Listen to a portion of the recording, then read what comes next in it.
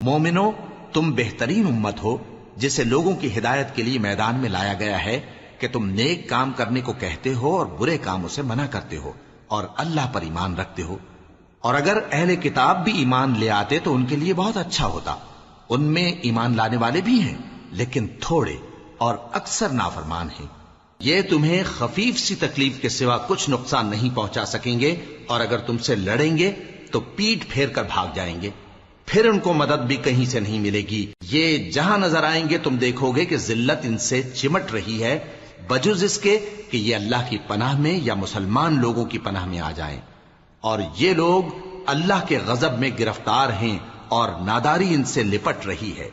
یہ اس لیے کہ اللہ کی آیتوں سے انکار کرتے تھے اور اس کے پیغمبروں کو ناحق قتل کر دیتے تھے۔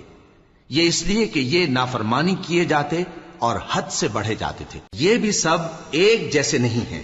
ان اہل کتاب میں کچھ اچھے لوگ بھی ہیں جو رات کے اوقات میں اللہ کی آیتیں پڑھتے اور اس کے آگے سجدے کرتے ہیں۔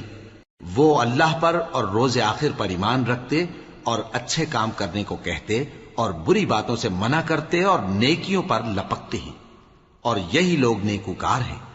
اور یہ جس طرح کی نیکی کریں گے اس کی ناقدری نہیں کی جائے گی، اور اللہ پرہیزگاروں کو خوب جانتا ہے۔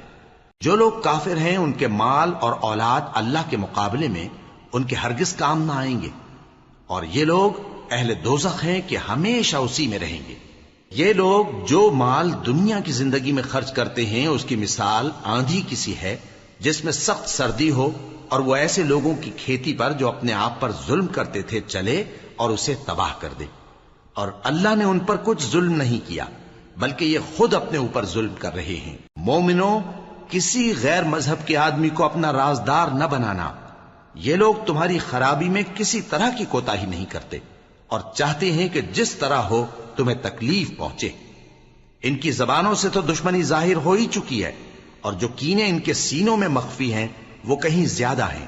اگر تم عقل رکھتے ہو تو ہم نے تم کو اپنی آیتیں کھول کھول کر سنا دی ہیں۔ دیکھو، تم ایسے صاف دل لوگ ہو کہ ان لوگوں سے دوستی رکھتے ہو حالانکہ یہ تم سے دوستی نہیں رکھتے، اور تم سب کتابوں پر ایمان رکھتے ہو اور یہ تمہاری کتاب کو نہیں مانتے۔ اور جب تم سے ملتے ہیں تو کہتے ہیں ہم ایمان لے آئے ہیں، اور جب تنہا ہوتے ہیں تو تم پر غصے کے سبب انگلیاں کاٹ کاٹ کھاتی ہیں۔ ان سے کہہ دو کہ اپنے غصے میں مر جاؤ، اللہ تمہارے دلوں کی باتوں سے خوب واقف ہے۔ اگر تمہیں آسودگی حاصل ہو تو ان کو بری لگتی ہے، اور اگر تمہیں رنج پہنچے تو خوش ہوتی ہیں۔ اور اگر تم تکلیفوں کی برداشت اور نافرمانی سے کنارہ کشی کرتے رہو گے تو ان کا فریب تمہیں کچھ بھی نقصان نہ پہنچا سکے گا۔ یہ جو کچھ کرتے ہیں اللہ اس کا احاطہ کیے ہوئے ہے۔